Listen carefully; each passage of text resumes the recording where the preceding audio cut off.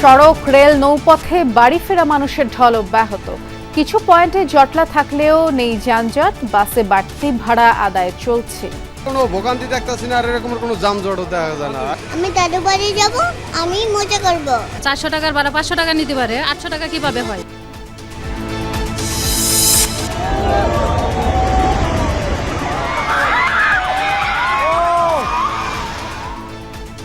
মিয়ানমারে ভূমিকম্পে প্রাণহানির সংখ্যা বেড়ে দাঁড়িয়েছে সহস্রাধিক। কমে আসছে ধ্বংসস্তূপে চাপা পড়াদের জীবিত থাকার সম্ভাবনা। ঢাকার পথে প্রধান উপদেষ্টা, চীন সফর বাংলাদেশ নিয়ে ইতিবাচক বার্তা দিচ্ছে বিশ্বে, বলছেন বিশ্লেষকরা। আন্তর্জাতিক মহল একটা অন্ততপক্ষে বার্তা পেয়েছে যে বাংলাদেশের পররাষ্ট্রনীতি এখন আগের চেয়ে অনেক বেশি ইন্ডিপেন্ডেন্ট। বিশ্বের যত ধরনের অস্থিরতা থাকুক না কেন, চায়না তার যেই উদ্দেশ্য ফরেন পলিসি, ওই ফরেন পলিসির মধ্যে অটুট থাকবে। জনগণের ভোটাধিকার নিয়ে ষড়যন্ত্র চলছে, অভিযোগ মির্জা ফখরুলের। অনির্দিষ্টকাল চলতে পারে না সংস্কার, প্রয়োজনে আবারও রাজপথে নামার হুঁশিয়ারি। আমাদেরকে প্রস্তুত থাকতে হবে। ষড়যন্ত্র হচ্ছে, চক্রান্ত হচ্ছে দেশে বিদেশে, আপনাদেরকে আবার আপনাদের ভোটের অধিকার থেকে বঞ্চিত করবার জন্য। আমরা সেটা হতে দেব না। ঈদ জামাতের জন্য প্রস্তুত জাতীয় ঈদগাহ, একসাথে নামাজ পড়বেন 35,000-এর বেশি মানুষ। আগামী কয়েকদিন মৃদু থেকে মাঝারি তাপপ্রবাহ অব্যাহত থাকার পূর্বাভাস। মাঝারি তাপপ্রবাহ আরও কয়েকদিন অব্যাহত থাকতে পারে বলে জানা গেছে। ঈদের দিন তাপমাত্রা এই যে অবস্থা আছে এই অবস্থায় চলতে পারে। নাটোরে পুকুরে অস্ত্র উদ্ধার অভিযানে মিলল বিপুল ব্যালট পেপার, তদন্ত করছে আইন শৃঙ্খলা বাহিনী। ব্যালট এখানে কিভাবে আসলে সে ব্যালট জোর করে এখানে আসেনি, কোনো না কোনো মাধ্যমে এখানে ব্যালটটা এসছে। আমরা উত্তর খোঁজার চেষ্টা করব, উত্তর খোঁজার চেষ্টা করে আমরা সে বিষয়ে আমরা আইনানুগ যেসব ব্যবস্থা হয় সেসব ব্যবস্থা করব।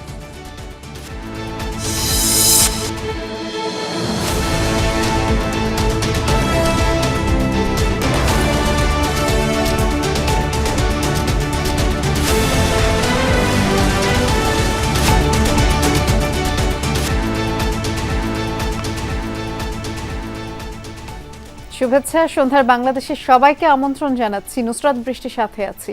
শিরোনামগুলো শুনছিলেন। স্বজনদের সাথে ঈদ উদযাপন করতে বাড়ির পথ ধরছে রাজধানীবাসী। ঘরমুখো মানুষের চাপ বেড়েছে সড়ক মহাসড়কে। রাস্তার উপরে বাস থামিয়ে যাত্রী ওঠানোর কারণে ঢাকা ময়মনসিংহ মহাসড়কের রাজেন্দ্রপুর, চৌরাস্তা, মাওনা সহ কয়েকটি পয়েন্টে গাড়ির জটলা তৈরি হয়েছে। একই পরিস্থিতি ঢাকা টাঙ্গাইল মহাসড়কের বাইপাইল, কবিরপুর, খাড়াজোড়া, মৌচাক, চন্দ্রা সহ কয়েকটি পয়েন্টেও।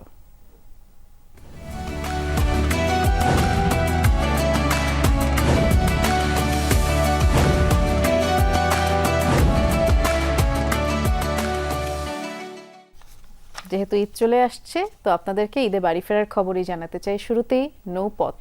ভোর থেকে সদরঘাট লঞ্চ টার্মিনালে উপচে পড়া ভিড় দক্ষিণাঞ্চলের যাত্রীদের।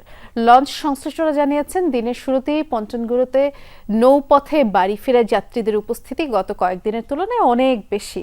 তবে যাত্রীদের অভিযোগ, নির্দিষ্ট সময়ে বেশ কিছু লঞ্চ ছাড়ছে না।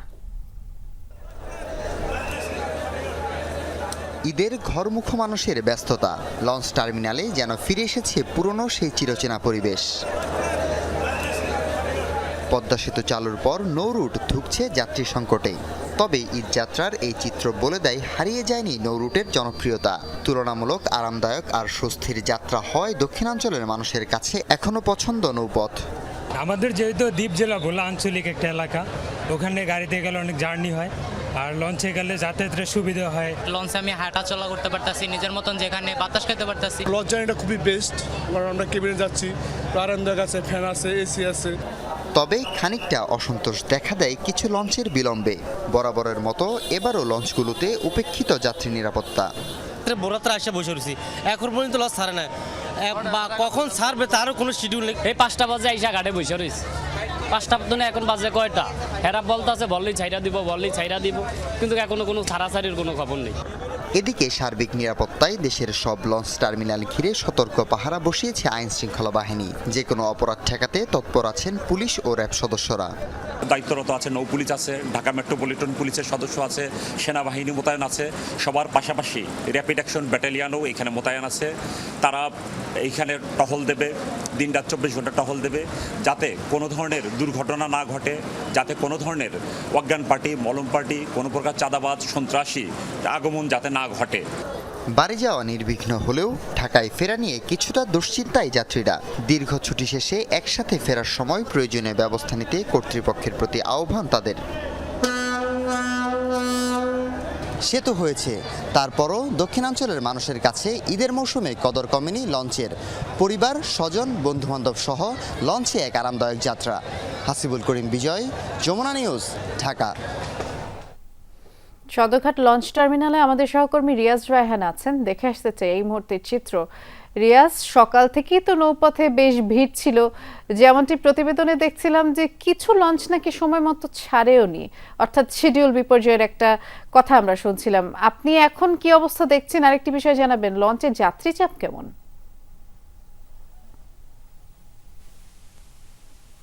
বৃষ্টি আসলে শিডিউল বলতে এখনো কিছু নেই, মানে লঞ্চের এখন যে অবস্থা, এখান থেকে ঢাকা নদী বন্দর থেকে যেসব রুটে বা নির্দিষ্ট গন্তব্যে যখন ছাড়ছে তখন শিডিউলে কোনো বালাই নেই এখানে, কারণ যখনই লঞ্চ ঢাকা নদী বন্দরে ভেড়ার পরপরই তখনই লঞ্চগুলো ছেড়ে দিচ্ছে এবং পেছনে অনেকগুলো লঞ্চ দাঁড়িয়ে আছে যারা নদী বন্দর ভেড়ার জন্য অপেক্ষমান।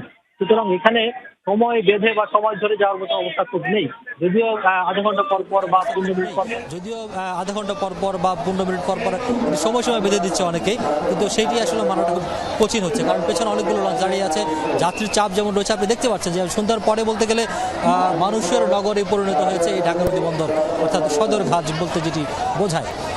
সেই সদরঘাটের প্রত্যেকটি রাজধানীর প্রত্যেকটি রাস্তা যেন এখানে মিলেছে সদরঘাটে, সেই কারণে মানুষ আপনি দেখতে পাচ্ছেন ছোট একটি নদী বন্দর বা ছোট একটি পন্টুন, সেই পন্টুনে তিল ধারণের ঠাঁই নেই, এবং শুধুমাত্র পন্টুন তো বটেই, পাশের যে যতগুলো লঞ্চ দাঁড়িয়ে রয়েছে প্রায় 30 থেকে 35টি রুটের লঞ্চ, কোনোটি লঞ্চে মানুষ নেই এমন কোনো লঞ্চ নেই, অর্থাৎ প্রত্যেকটি লঞ্চে তিল ধারণের ঠাঁই নেই অবস্থা।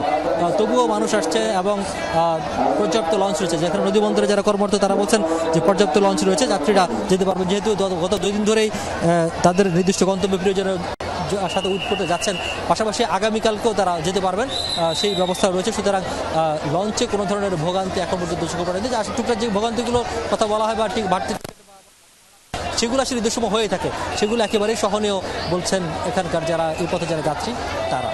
যাক, বোঝাই যাচ্ছে যে যাত্রীদের ভিড় থাকলেও যাত্রা স্বস্তির মনে হচ্ছে। অনেক ধন্যবাদ, বিস্তারিত জানাচ্ছিল আমার সহকর্মী রিয়াজ রায়হান। এদিকে মহাসড়কের কয়েকটি পয়েন্টে যানবাহনের চাপ থাকলেও অনেকটা নির্বিঘ্নেই প্রিয়জনের সাথে ঈদ করতে যাচ্ছেন ঘরমুখো মানুষ। অন্যান্য বছরের তুলনায় এবার স্বস্তিতে ঈদযাত্রা চলছে। সরকারের উদ্যোগের কারণে এটা সম্ভব হয়েছে বলে জানিয়েছেন স্বরাষ্ট্র উপদেষ্টা। এদিকে ভাড়া নিয়ে কিছু অভিযোগ থাকায় গাবতলীতে অভিযান চালিয়েছে ভোক্তা অধিকার সংরক্ষণ অধিদপ্তর। আনন্দ ভাগাভাগি করার উৎসবে নিজেকে সামিল করতে সড়কপথে মানুষের যাত্রা। প্রতিবারই হরেক রকম ভোগান্তিকে সাথে করে আপনজনের সাথে ঈদের আনন্দ ভাগ করে যেতে হয়। তবে এবারের ঈদ যাত্রা অনেকটাই স্বস্তিদায়ক। বরাবর অন্য সব ঈদে যেমন প্রচুর ভিড় থাকে, আজকে ভিড়টা কম মনে হচ্ছে আমার কাছে, এবং গাড়ির সিরিয়াল অনুযায়ী তারা টিকিট দিচ্ছে। ভাড়া কত ওরা বলতেছে 800 টাকা, তো 400 টাকার ভাড়া 500 টাকা নিতে পারে, 800 টাকা কিভাবে হয়? বাড়তি ভাড়ার কোনো অভিযোগ এখন পর্যন্ত শুনিনি, তো আশা করি বাড়তি ভাড়া নেওয়াও হবে না। গাবতলী বাস টার্মিনাল ঘুরে স্বরাষ্ট্র উপদেষ্টা বলেন সরকারের উদ্যোগ ছিল বলেই মানুষের ঈদ যাত্রায় স্বস্তি এসেছে। আবার নিরাপদে মানুষ যেন ঢাকায় ফিরতে পারে সেই উদ্যোগও নেওয়া হয়েছে। 2-1টা ছোটখাটো কমপ্লেইন আছে, ওটার এগেইনস্টে আমরা অলরেডি ব্যবস্থা নিচ্ছি। একে সরকারের ব্যবস্থাপনা ছিল দেখেই কিন্তু এই স্বস্তিতে হচ্ছে। এই যে আমরা চেষ্টা করতেছি পুরাটা ঈদে যারা যেন আল্লাহ আল্লাহ করে ভালোভাবে যেতে পারে। ঈদ যাত্রাটা অনেক বেশি আগের চেয়ে স্বস্তিকর হয়, সেজন্যই আসলে আমাদের প্রচেষ্টাটা। ম্যাজিস্ট্রেট প্রেজেন্ট থাকবে, আপনি অভিযোগ করলে সাথে সাথে ব্যবস্থা হবে। গাবতলীতে জাতীয় ভোক্তা অধিকার সংরক্ষণ অধিদপ্তর পরিচালনা করে একটি অভিযানে জানানো হয় স্বল্প দূরত্বের বাসে কিছু অভিযোগ পাওয়া গেছে, তাদের বিরুদ্ধে ব্যবস্থাও নেওয়া হয়েছে। যদি কোনো ভোক্তা প্রতারিত হন, কোনো প্যাসেঞ্জার যদি বেশি ভাড়া দিয়ে থাকেন, কোনো পরিবহন যদি বেশি ভাড়া নিয়ে থাকেন, তাহলে অভিযোগ দায়ের করার সঙ্গে সঙ্গে উনি প্রতিকার পেয়ে যাবেন। কিন্তু যদি এমন হয় যে অভিযোগ ইমিডিয়েটলি দিতে পারছেন না, তাহলে ওনার জন্য 30 দিন সময় রয়েছে। তাহলে অভিযোগ দায়ের করার সঙ্গে সঙ্গে উনি প্রতিকার পেয়ে যাবেন। কিন্তু যদি এমন হয় যে অভিযোগ ইমিডিয়েটলি দিতে পারছেন না, তাহলে ওনার জন্য 30 দিন সময় রয়েছে। রাজধানীর লোকাল বাসগুলো প্রতিবারের মতো এবারও যাত্রী নিয়ে দূরপাল্লায় যাচ্ছে। এসব বাস যত্রতত্র থামিয়ে যাত্রী তোলায় ঢাকা ময়মনসিংহ মহাসড়কের রাজেন্দ্রপুর, চৌরাস্তা, মাওনা সহ কয়েকটি পয়েন্টে কিছুটা গাড়ির জট হয়েছে। একই পরিস্থিতি ঢাকা টাঙ্গাইল মহাসড়কের বাইপাইল, কবিরপুর, খাড়াজোড়া, মৌচাক, চন্দ্রা সহ কয়েকটি পয়েন্টেও। এসব স্থানে যানবাহনের কিছুটা ধীর গতি থাকলেও বড় ধরনের যানজট না থাকায় স্বস্তিতেই বাড়ি ফিরছে মানুষ। পরিবারের সাথে ঈদ করবো, অন্যরকম একটা অনুভূতি, ভালোবাসা, সবার সাথে দেখা হবে। ভাড়া বললে চলে যাবো আর কি, আর গাড়ি পাচ্ছি না। 1 ঘন্টা ধরে অপেক্ষা করতেছি, গাড়ি পাচ্ছি না। এখনো যাওয়াটা আসলে অনেক কষ্ট হয়ে যাচ্ছে আমাদের। রাস্তায় এত পরিমাণ জ্যাম, কোনো আইনের কোনো ব্যবস্থা নাই। পাঠানা ন্যান্সি, যমুনা নিউজ, ঢাকা। গাজীপুরের চন্দ্রা এবং গাবতলীতে 2 জন সহকর্মী আছেন, দেখে আসতে চাই শেষ মুহূর্তে সড়ক পথে গাড়ির ভিড় আসলে কেমন। শুরুতে যাচ্ছি সহকর্মী রাব্বি সিদ্দিকীর কাছে, গাবতলীতে আছেন তিনি। রাব্বি, সন্ধ্যার পরে সড়ক পথে গাড়ির চাপ কেমন দেখছেন? কোথাও কোনো জটলা হয়েছে কিংবা বাড়তি ভাড়া আদায়ের কোনো অভিযোগ পেয়েছেন কি?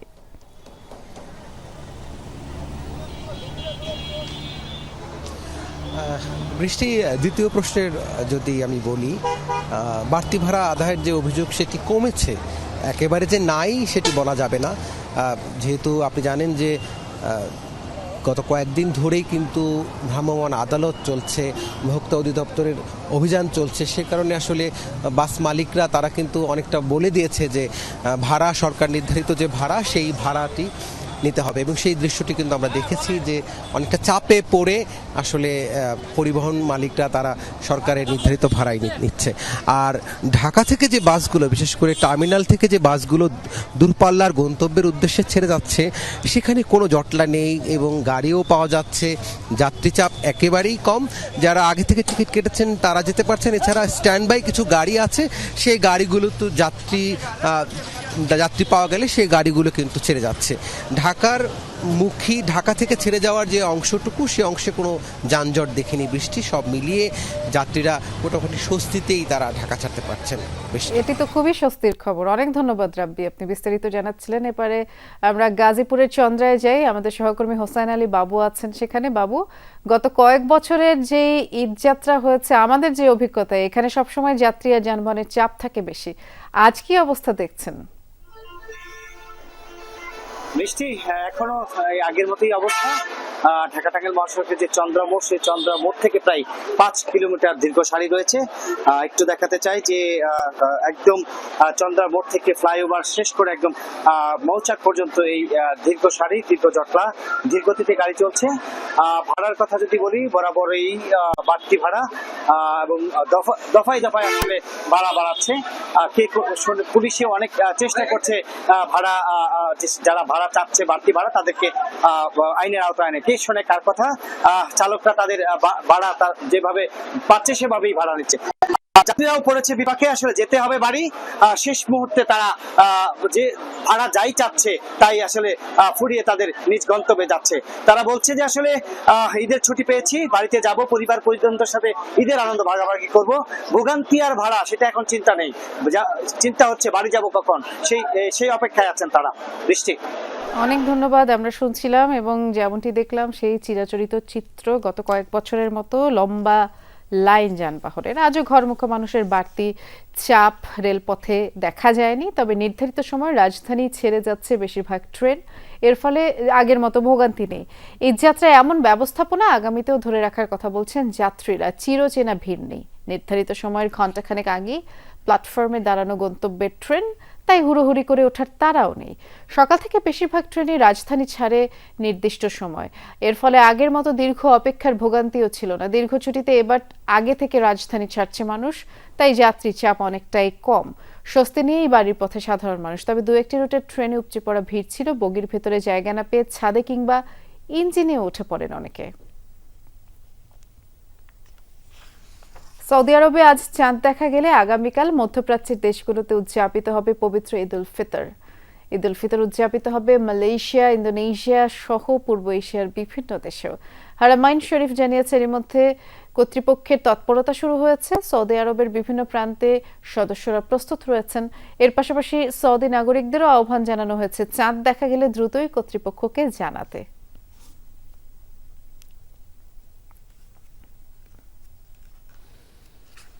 সময়ের সাথে যেন পাল্লা দিয়ে বাড়ছে মিয়ানমারে ভূমিকম্পে প্রাণহানির সংখ্যা।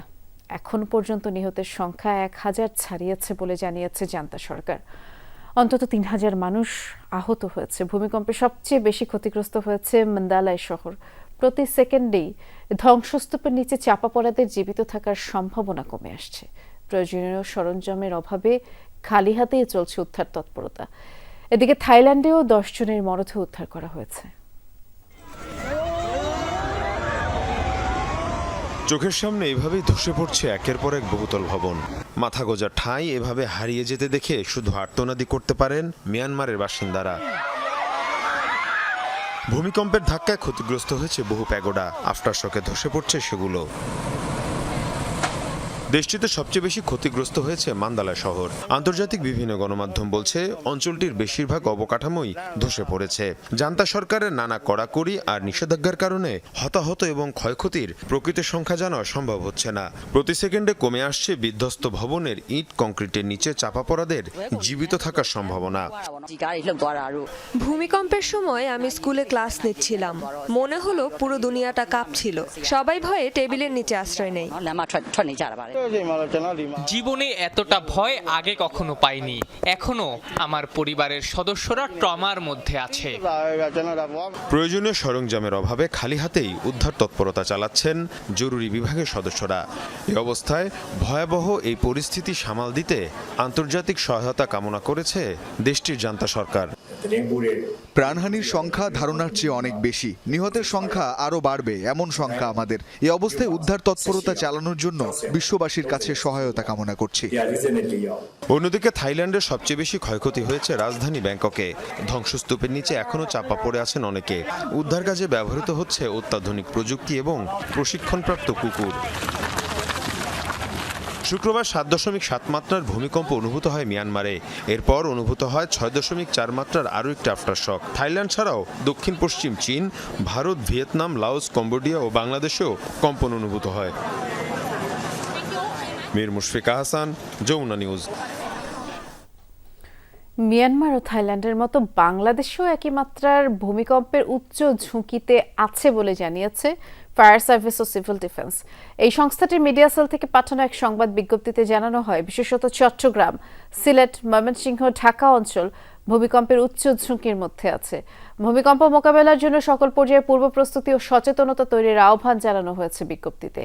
একই সাথে ঝুঁকিপূর্ণ পুরনো ভবনগুলো সংস্কার, শক্তিশালী করা সহ 9 দফা নির্দেশনা দিয়েছে ফায়ার সার্ভিস। ভবনের গ্যাস, পানি, বিদ্যুৎ লাইনের সঠিকতা নিশ্চিত করার কথাও বলা হয়েছে। আর জরুরি টেলিফোন নাম্বার যেমন ফায়ার সার্ভিস, অ্যাম্বুলেন্স, পুলিশ, হাসপাতাল, অন্যান্য জরুরি নাম্বার সহ ব্যক্তিগত পর্যায়ের পাশাপাশি সকল ভবন বা স্থাপনা সংরক্ষণ করা এবং তা দৃশ্যমান স্থানে লিখে রাখতে বলা হয়েছে ওই বিজ্ঞপ্তিতে। 4 দিনের সফর শেষে ঢাকার উদ্দেশ্যে রওনা দিয়েছেন অন্তর্বর্তী সরকারের প্রধান উপদেষ্টা ডক্টর মোহাম্মদ ইউনূস। শনিবার দুপুরে তিনি বেইজিং থেকে ঢাকার উদ্দেশ্যে রওনা হন। বিমানবন্দরে তাকে বিদায় জানান চীনের পররাষ্ট্র মন্ত্রণালয়ের সহকারী মন্ত্রী। প্রেসিডেন্ট শি জিনপিং এর প্রধান প্রোটোকল কর্মকর্তা হং লেই। এর আগে সকালে ডক্টর ইউনূসকে সম্মানসূচক ডক্টরেট ডিগ্রি দেওয়া হয়। প্রধান উপদেষ্টার সাথে এই সফরে ছিলেন পররাষ্ট্র উপদেষ্টা মোহাম্মদ তৌহিদ হোসেন, জ্বালানি উপদেষ্টা মোহাম্মদ ফাজল কবির খান, প্রধান উপদেষ্টার high representative doctor Khalilur Rahman, প্রধান উপদেষ্টার এসডিজি বিষয়ক মুখ্য সমন্বয়ক লামিয়া মোর্শেদ এবং প্রেস উইং এর কর্মকর্তারা। প্রধান উপদেষ্টা ডক্টর মোহাম্মদ ইউনূসের চীন সফর ভূ রাজনীতিতে বাংলাদেশ নেতিবাচক বার্তা দিচ্ছে বলে মনে করছেন বিশ্লেষকরা। তাদের মতে এই সফরের মধ্য দিয়ে উন্নয়ন সহযোগের পাশাপাশি ঢাকা বেইজিং রাজনৈতিক বোঝাপড়াও জোরদার হবে। আর সব আমলেই পরীক্ষিত অংশীদার চীন, তাই ভবিষ্যতেও বেইজিং দেশের অভ্যন্তরীণ রাজনীতিতে নাক গলাবে না বলেই ধারণা তাদের। বাকিটা জানাবেন সহকর্মী মাহফুজ মিশু। অন্তর্বর্তী সরকার প্রধান হিসেবে দায়িত্ব নেয়ার পর প্রধান উপদেষ্টার প্রথম দ্বিপাক্ষিক সফর। চীন সফরে দেশটির প্রেসিডেন্ট শি জিনপিং এর সাথে ঘণ্টাব্যাপী বৈঠক সেরেছেন প্রফেসর মোহাম্মদ ইউনূস। বৈঠকে শান্তি ও স্থিতিশীলতা রক্ষায় চীনের শক্ত অবস্থান আশা করেন ডক্টর ইউনূস। এক চীন নীতির প্রতি ঢাকার অবস্থান পুনর্ব্যক্ত করে তিস্তা বহুমুখী প্রকল্পে বেইজিং এর আগ্রহকে স্বাগত জানান তিনি। সেই সাথে রোহিঙ্গা সংকট সমাধানে ঢাকার পাশে থাকার কথা বলেন চীনা প্রেসিডেন্ট। সই হয়েছে 1 চুক্তি ও 8 সমঝোতা স্মারক, আর মিলেছে $210 কোটি বিনিয়োগ, ঋণ ও অনুদানের প্রতিশ্রুতি। এসব বিশ্লেষণ করে সফরকে ইতিবাচক হিসেবেই দেখছেন বিশ্লেষকরা। বলছেন প্রতিবেশী ভারতের সাথে সম্পর্কের টানাপোড়েন আর যুক্তরাষ্ট্রে পট পরিবর্তনের বাস্তবতায় এ সফর তাৎপর্যপূর্ণ। চীন সফর অত্যন্ত গুরুত্বপূর্ণ। প্রথম কথা হলো যে এই সফরের মাধ্যমে আন্তর্জাতিক মহল একটা অন্ততপক্ষে বার্তা পেয়েছে যে বাংলাদেশের পররাষ্ট্রনীতি এখন আগের চেয়ে অনেক বেশি ইন্ডিপেন্ডেন্ট এবং কম্পিটিং প্রেশারসগুলি বাংলাদেশের ফরেন পলিসির জায়গা আসলে নাই। এটা রিজিয়নাল বা ইন্টারন্যাশনাল পলিটিক্সের উপরে কি ধরনের প্রভাব ফেলবে, আমার মনে হয় যে এই জায়গাতে কোনো তৃতীয় পক্ষের দিক থেকে এই সফরটা না দেখা প্রত্যেকের জন্যই মঙ্গল। বিশ্বের যত ধরনের অস্থিরতা থাকুক না কেন, চায়না তার যেই উদ্দেশ্য ফরেন পলিসি, ওই ফরেন পলিসির মধ্যে অটুট থাকবে। প্রেসিডেন্ট শি জিনপিং উনি একটা কথা বলছে যে যদি অন্য কোনো দেশের উত্থান হয় বা সফলতা চলে আসে, এটা বাকি কোনো দেশের ব্যর্থতা না। সফরে চীনা ভাইস প্রেসিডেন্ট প্রধানমন্ত্রীও সাক্ষাৎ করেছেন প্রধান উপদেষ্টার সাথে। সেসব আলোচনায়ও ঢাকা বেইজিং সম্পর্ক পরের ধাপে নেওয়ার ব্যাপারে আলাপ করেন তারা। উন্নয়ন অংশীদারের পাশাপাশি রাজনৈতিক সম্পর্ক জোরদারেও অনেকটা একমত ঢাকা বেইজিং।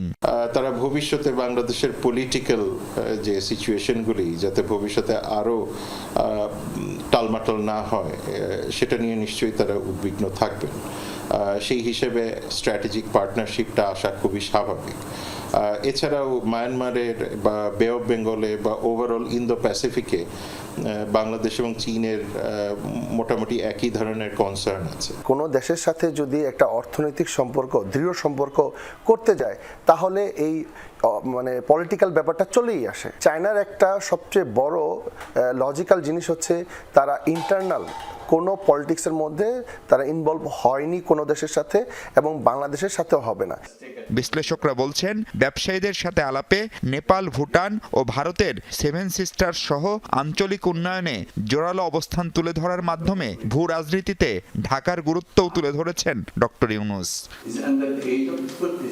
মাহফুজ মিশু, যমুনা নিউজ, ঢাকা। জনগণের স্বার্থে যদি প্রয়োজন হয় আবারও রাজপথে নামবে বিএনপি, এমন হুঁশিয়ারি দিয়ে দলটির মহাসচিব মির্জা ফখরুল ইসলাম আলমগীর বলেছেন, মানুষকে ভোটের অধিকার থেকে বঞ্চিত করতে নানামুখী ষড়যন্ত্র চলছে। ফখরুল বলেন, নির্বাচন পিছিয়ে দিতে সামাজিক যোগাযোগ মাধ্যমে বিএনপিকে নিয়ে অপপ্রচার চলছে। ঈদ উপলক্ষে রাজধানীর সীমিত আয়ের মানুষের মাঝে উপহার বিতরণ করছে বিএনপি।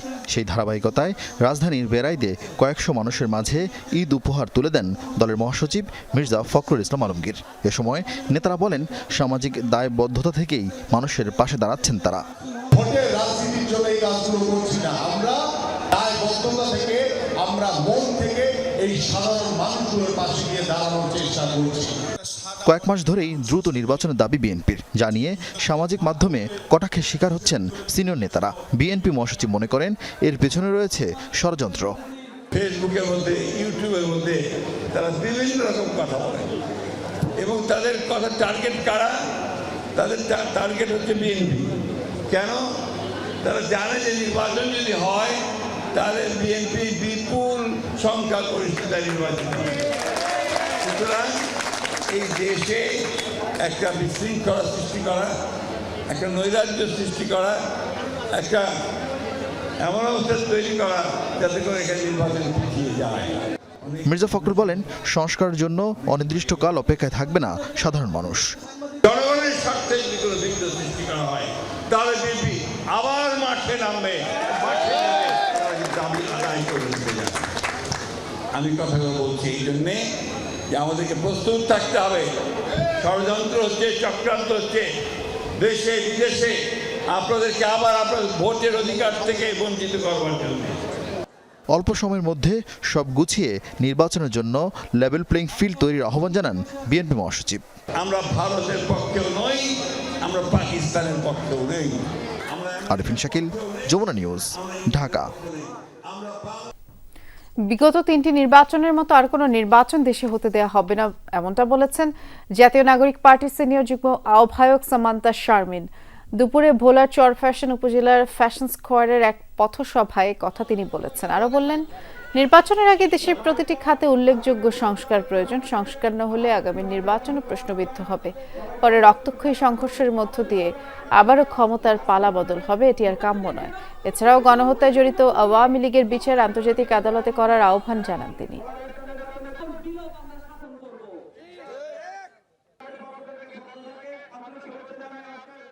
আমরা চাচ্ছি যে এই 3টা অবৈধ নির্বাচনের পরে বাংলাদেশের জনগণকে আরেকটি প্রশ্নবিদ্ধ নির্বাচন দিয়ে প্রতারণা করা না হোক। আমরা চাই যে একটি নতুন যে নির্বাচনটা সামনে আসতে যাচ্ছে এই নির্বাচনটা আসলেই নতুন হোক। ব্যথা না থাকবে ভয়।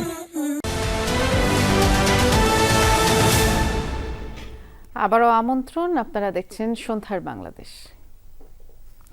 ঈদ জামাতের জন্য প্রস্তুত জাতীয় ঈদগাহ। আর এদিন সকাল 8:30টায় হবে মূল জামাত। নামাজ আদায় করবেন রাষ্ট্রপতি মোহাম্মদ শাহাবুদ্দিন, প্রধান উপদেষ্টা ডক্টর মোহাম্মদ ইউনূস।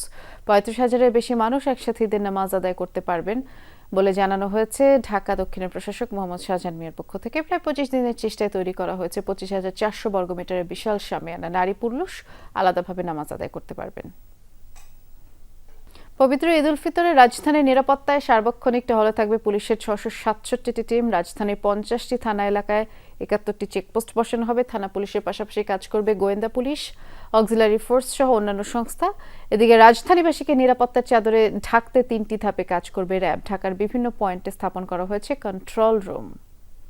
জনগণের নিরাপত্তা দেওয়া আমাদের পবিত্র দায়িত্ব। সকালে মিডিয়া সেন্টারের ব্রিফিংয়ে ডিএমপির অতিরিক্ত কমিশনার রেজাউল করিম মল্লিক জানান, এবারের ঈদে রাজধানীর নিরাপত্তায় সার্বক্ষণিক টহল দেবে পুলিশের 6 শতাধিক টিম। পাশাপাশি কাজ করবে গোয়েন্দা পুলিশ, অক্সিলারি ফোর্স সহ অন্যান্য সংস্থা। পুলিশের সাথে বিভিন্ন বেসরকারি প্রতিষ্ঠান ও বিপণী বিতানে স্ব উদ্যোগে নিরাপত্তা জোরদারের আহ্বান জানান তিনি। একই সাথে বাসা বাড়ি কিংবা মহল্লায় অপ্রীতিকর ঘটনা ঘটলে দ্রুত পুলিশকে জানানোর অনুরোধও জানান ডিএমপির অতিরিক্ত কমিশনার। পুলিশের পাশাপাশি মালিক পক্ষকে মার্কেট, শপিং মলের নিরাপত্তা ব্যবস্থা জোরদার করতে হবে এবং এলাকায় থানা ফাঁড়ির সাথে সার্বক্ষণিক সময় যোগাযোগ রাখতে হবে। ঈদে মহল্লা, বাসা, মার্কেটে কোনো অপ্রীতিকর ঘটনা ঘটে থাকলে বা ঘটার সম্ভাবনা থাকলে তা স্থানীয় পুলিশ ফাঁড়ি, থানা বা ডিবিকে অবহিত করবেন। এদিকে দুপুরে গুলশান 2 নম্বরের ডিএনসিসি মার্কেটে ব্রিফিংয়ের আয়োজন করে র্যাব। ঈদের ছুটিতে রাজধানীতে অনাকাঙ্ক্ষিত কিছু নজরে এলে দ্রুত আইন শৃঙ্খলা রক্ষাকারী বাহিনীকে জানানোর আহ্বান জানান র্যাব 1-এর অধিনায়ক লেফটেন্যান্ট কর্নেল জাহিদ। ঈদ উল ফিতরে রাজধানীবাসীকে নিরাপত্তার চাদরে ঢাকতে 3টি ধাপে কাজ করছে র্যাব। টহলের মাধ্যমে এই নিরাপত্তা ব্যবস্থাকে উন্নতি করার জন্য এবং এই ধরনের জন্য ছিনতাই বা অন্য ধরনের কোনো ঘটনা চুরি ডাকাতি না ঘটে সেটা প্রতিরোধ করার জন্য। যে বাসাটা আপনারা বন্ধ করে তালাবদ্ধ করে রেখে গিয়েছেন তার নিরাপত্তাটা ঠিক আছে কিনা, আপনার যে নিরাপত্তা কর্মী রয়েছে কিংবা এলাকাতে যে সকল আমাদের নিরাপত্তা টহলের লোক রয়েছে তারা ঠিক মতো খোঁজ রাখছে কিনা। চলতি রমজানে 30 জন ছিনতাইকারীকে গ্রেফতার করা হয়েছে বলেও জানান র্যাবের এই কর্মকর্তা। প্রায় 30 জনের মতো ছিনতাইকারীকে বিভিন্ন জায়গা থেকে গ্রেফতার করেছি। তানভীর মৌসুম, যমুনা নিউজ, ঢাকা।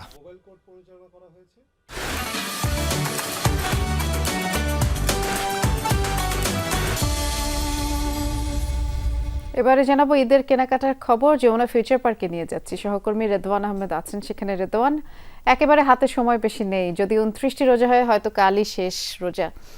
আপনি কেমন দেখছেন শেষ সময় ঈদের কেনাকাটা?